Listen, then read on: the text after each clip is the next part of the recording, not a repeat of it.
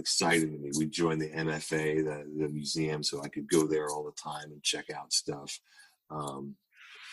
But the city's oppressive in a way that Boston traffic, and that you can't, like, every time you go out, you're waiting. It's an hour to go anywhere, and that feeling of being like stuck. I hated that feeling there. Maybe if it was downtown, I could walk everywhere, but I couldn't take that sort of claustrophobic environment. And just the Boston drivers are the worst, anyways. The friggin' worst. So that was just. I never drive now. I walk to get my coffee, and everything's just right here. That's nice. So I miss the excitement, but I like the tranquility at the same time. It's like, it's a weird feeling. It's very stifling in the sense that, okay, yeah, I can get everywhere, but it feels different for you. Okay, it's like, all right, cool, I can go and walk and I can explore my whole town and everything. But in Boston, I noticed the same thing. I've got my sister's been all over, all around the city, and it's like, okay, you get onto the subway, but you get onto the T and that takes you an hour or sometimes an hour and a half. And it's nice, but I've done the same thing you did. And I like the fact that for the most part, if you get downtown or you get Back Bay, you can walk everywhere and you see the different type of style and different type of creativity neighborhood by neighborhood. And I would say that's the advantage of being in a big city, but I like the fact that, like with you, you're able to be in a place where, okay, I'm not in a large town, but I'm near a large place. So if I ever needed that different type of perspective, I can go and get that easily.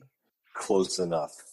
Portland, Maine is, Portland. I don't know if you, is a great, it's a great city. So that's now that, I don't have to go down to Boston anymore, but when I go to an art supply store or do anything like that, I'd much rather go up to Portland.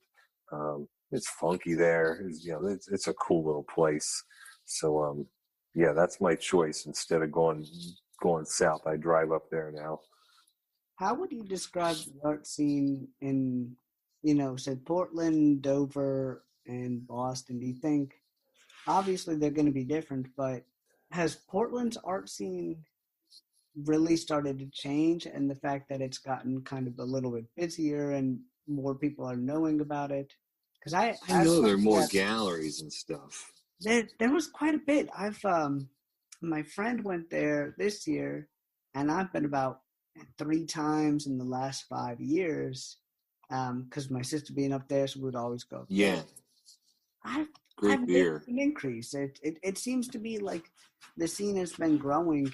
That and whatchamacallit, Providence out in Rhode Island. I've noticed all of New England has a very different scene by scene and city by city. Providence, RISD is where Shepard Fairey got his go back in the day. Yeah, I am not, because I'm so new at this, like I'm not in touch with anybody in Boston as far as that whole scene goes. In Portland, I've been up to a couple galleries. It's weird, New England art. I think you get this mix of pretty watercolor paintings of sailboats, and then you get some to the really bizarre, funky, crazy stuff. So it's kind of all over the place, I think. But I was trying to think the last time I went up to a gallery there. I don't know. It seems like they're popping up all over the place, which is, I don't know, maybe when this whole COVID thing's over, it'll probably be the first place I head up to try and see if I can get any interest. It might have to be the first spot. Yeah. I'm not good at selling myself in the slightest, which is part of my problem. I would just rather be in my basement painting, and the whole part of kind of selling myself stuff does not come naturally to me. So I'm working on it. It's such a weird feeling too. It's a weird, like, I do marketing personally, and it's like weird to have that be your profession, and then I feel like personally more comfortable like alone, creating as opposed to being out. It's like Right. know how to do it, but marketing your work is weird because it's such a weird way to describe how Yeah. everything is. And it feels like, oh, this is why you should give me money, or and it's such a weird, it's such It an is odd bizarre. feeling. Yeah. It just does. It comes naturally to some people. Some people are natural at selling themselves, and I admire that in people. But it's just not one of the traits I got.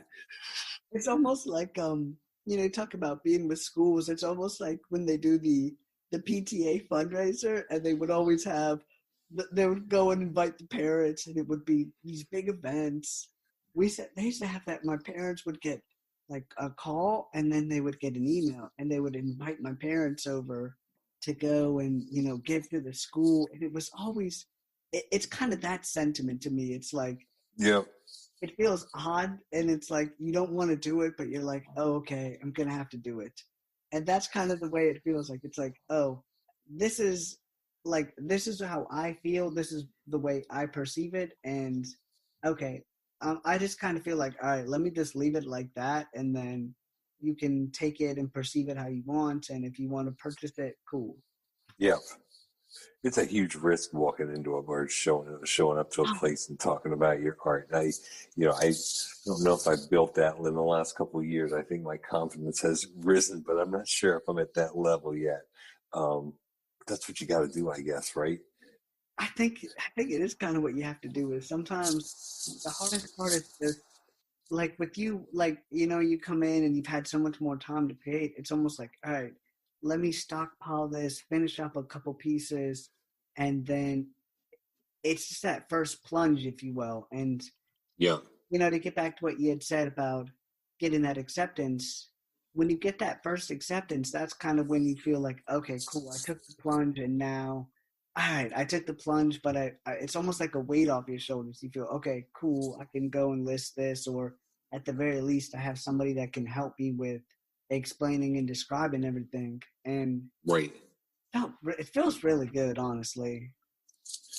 It does. It's a kick creating something and having someone. And having someone be interested and show interest and want to put that on their wall. Like that's. I just had a woman drive up today from Philly to look at my studio, and she took a painting home with her. And it's one of the most amazing. Those things haven't happened a ton to me, but man, when they do, it's just. It's a thrill. It's one of the greatest thrills I've had in my life to kind of um, have someone want to show your stuff on their walls. It's just, I don't know. It's pretty awesome. It's pretty awesome, and it's something that I hope that the both of us are able to have going forward. Amen. Frankly, I'm appreciative of you being able to just kind of impart some of your wisdom. And if there's anything, maybe Brian, that you would like to convey to anybody that's kind of had the doubts that we've had before we wrap up, if there's anything that an aspiring artist is feeling that you think could maybe help them take that plunge. Yeah. Is there anything that you had in particular? I know I've got a few things, a little bit of advice. Well, I always have advice, too much. I mean, my thing is you just work through it. Like I constantly am, even if I don't feel like it, or if I do have doubts, this is the one thing I think that not the one, but I'm super resilient at this because it's something that uh, I really want to do.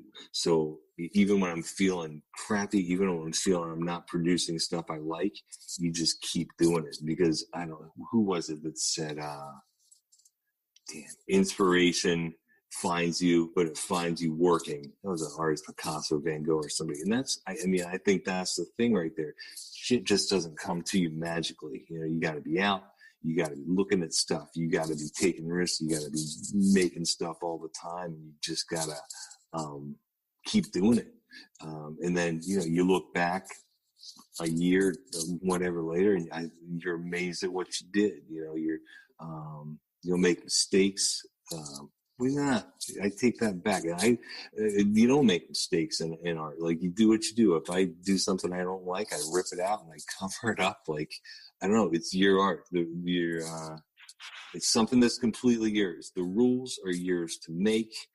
How inspiring is that? And so you just kind of put all those doubts and stuff aside. Just make shit every day.